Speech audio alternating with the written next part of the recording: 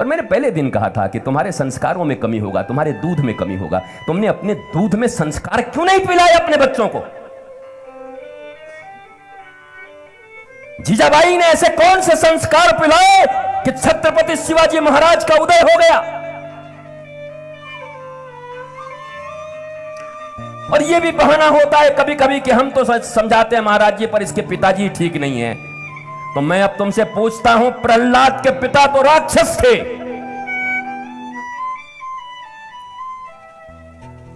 पर माता गुरु भक्ता थी, नारायण भक्ता थी।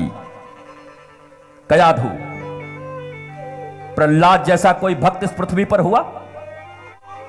अनुकूलता और प्रतिकूलता का बहाना बनाकर, ढाल लेकर के अपने संस्कार और संस्कृति को बिगाड़कर, खुद की पैरों पर कुल्हाड़ी मारकर जख्म को लेकर जीने वाले लोगों, कब जागोगे? इस संस्कार और संस्कृति का अभाव तुम्हारे जीवन में डायरेक्ट तुमको दुख दे रहा है, तुम्हें कठिनाइयां दे रही हैं, तुम्हें परेशानी दे। देश को कोई नुकसान नहीं है, देश कोई शब्द ही नहीं। देश क्या है जी? तुमसे हमसे मिला तो देश बना। मैं बोला भारत दिखाओ, तो भारत को खड़ा करो मेरे सामने ला करके। Where is Bharat? कहां है भारत? ये है भारत। इसी पंडाल में कोई मध्य प्रदेश से भी आके बैठा है, कोई छत्तीसगढ़ से बैठा है, कोई बेंगलोर से आके बैठा है, हर राज्य से आकर के लोग बैठे हैं। ये है भारत। भारत की असली तस्वीर ये है।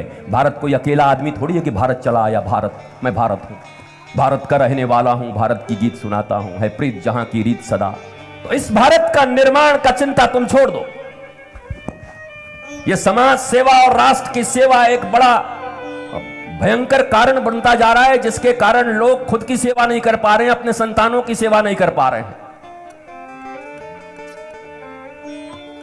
परमात्मा ने तुम्हें एक यूनिट दिया है, तुम्हारे घर को।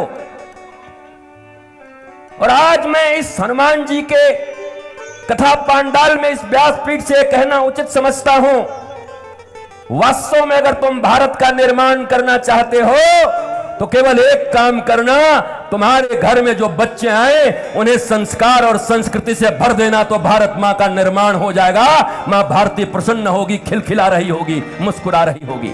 तुम वो तो नहीं करते हैं? आप कौन है? I am social worker. Maharaj ji मैं सोशल वर्कर हूं। Social worker? घर में ठरक कर और बाहर सोशल वर्कर? सोशल वर्कर क्या उस समाज में तुम्हारा बच्चा नहीं आया? तुम्हारे परिवार नहीं थे उस समाज में? वो समाज के हिस्से नहीं थे? जीजाबाई अगर पूरे राष्ट्र का निर्माण करने लगती तो शिवाजी कहां से बनते हैं? कोई कयाधु अगर पूरे राष्ट्र के निर्माण में लगती तो प्रहलाद कहां से बनते हैं? इसलिए मेरी मां, आप जो भी पांडाल में बैठी हो, मेरी प्यारी बेटियों, मेरी माताओं, मेरी बहनों, आपके ऊपर ही सब कुछ है। देखो हनुमान चालीसा में भी आता है, अंजनी पुत्र पवन सुत नामा। पहले अंजना मां का नाम आया है, बोला अंजनी का लाला है हनुमान जी, अंजनी का लाला है। और वेदों ने इसीलिए कहा कि मातृदेवो भव, मां पहले, पिता दूसरे नंबर पर। तो हनुमान जी के चरित्र को अपने बालकों में प्रवेश कराने का जिम्मा पढ़ने से ही शुरुआत कराना, क्योंकि उसकी अभी आयु इतनी नहीं है कि वो समझ जाएगा। लेकिन हनुमान चालीसा पढ़ने का केवल उसे एक व्रत दे दो, उसे संस्कार है, हनुमान चालीसा पढ़ लो बेटे, बहुत मजा आएगा, हनुमान जी ये कर देंगे वो कर देंगे।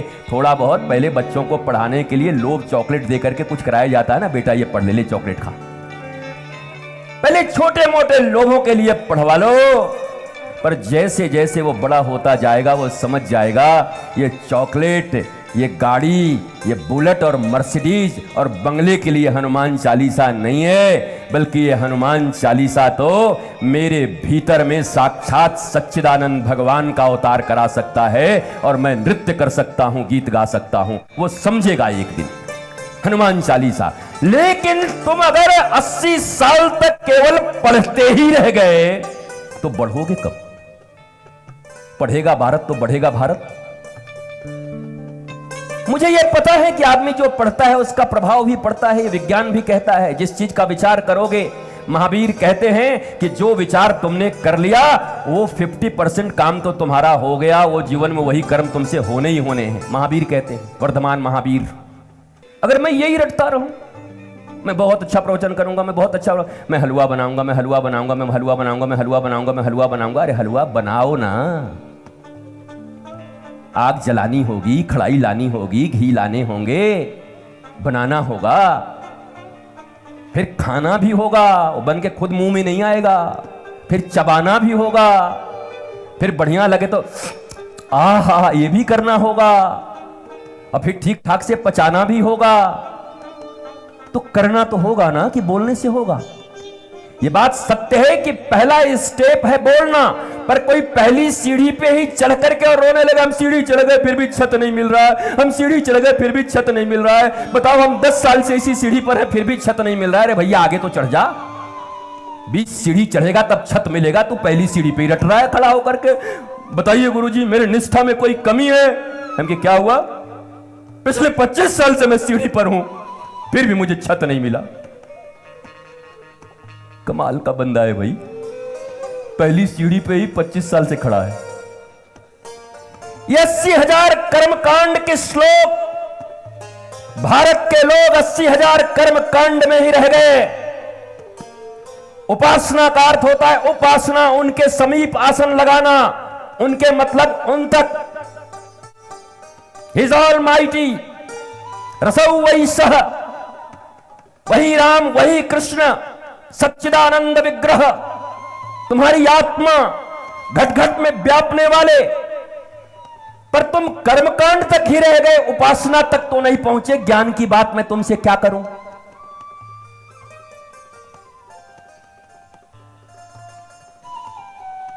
और ज्ञान कांड केवल 4000 ही हैं श्लोक। उन 4000 में भी गुरु मौज से उठा के एक उछाल के तुमको दे दे, तुम्हारा काम हो जाएगा। जा एक तेरे लिए, तेरा काम बन जाएगा इसमें। पर हम कभी सोचते ही नहीं, कभी आगे बढ़ने के विषय में मानते ही नहीं। 80 साल के हो गए, हमने जो किया वही अपने बच्चों को सिखा रहे हैं, वही अपने पोते को सिखा रहे हैं, वही अपनी पोती को सिखा रहे हैं। उसको थोड़ा तो आगे बढ़ने दो। तुम कहो कि मैं पहली सीढ़ी पर ही 50 साल से इंतजार कर रहा हूं, मुझे सक्सेस नहीं मिला, मुझे शांति नहीं मिली। सक्सेस जिस मायने में तुम समझते हो, मिलने के बाद भी क्या तुम्हें शांति मिलती है क्या? मैं इसीलिए तो कहता हूं कि सबसे बड़ा सक्सेस क्या है? शांति है ना। मेरे पास बड़े अच्छे अच्छे लोग आते हैं, आधे आधे घंटे तक बातचीत करते हैं। महाराज जी वो वहाँ है, वो लंदन में हो, अमेरिका में है, यहाँ पर वो फैक्ट्री है, वहाँ पर वो काम चल रहा है। 20 मिनट 25 मिनट मैं भी विनम्रता से सुनते रहता हूँ। फिर कहता और आगे बताइए। पर महाराज जी शांति नहीं है, मन करता है डंडा उठा के मार दूं माथे पर एक डंडा। अरे मेरा आधा घंटा क्यों बर्बाद किया तू? यहां लंदन वहां अमेरिका, ये फैक्ट्री वो फैक्ट्री। अरे जो होनी चाहिए वही तो नहीं। सीधा आता कहता पाही माम, जीवन में शांति नहीं है। गुरुदेव कुछ करो, गुरुदेव कृपा करो। काय को ये 30 मिनट हनुमान न बन करके अभिमान के रथ पे चढ़ करके आ गए।